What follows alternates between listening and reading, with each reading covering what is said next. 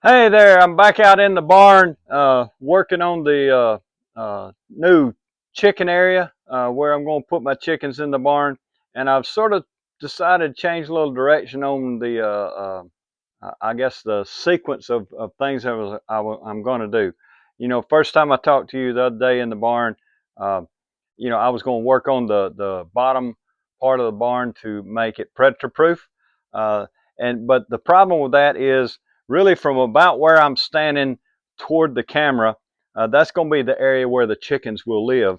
And so all that will need to be predator proofed to keep predators away from my chickens.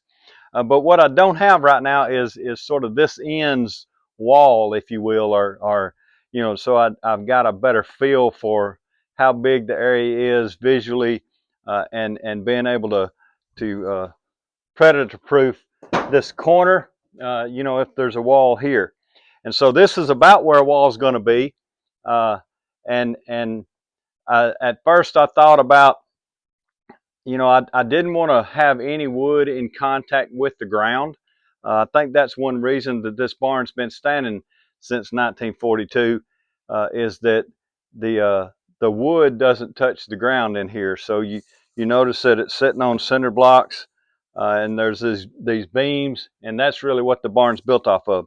So I don't want to have any wood touching the ground. I first thought about putting some blocks down, and just sort of trying to find a good height for the block to build this floor that'll be what I've been calling the people place, but it's really the room where chicken food and my brooder, probably the nesting box access, those kind of things will be.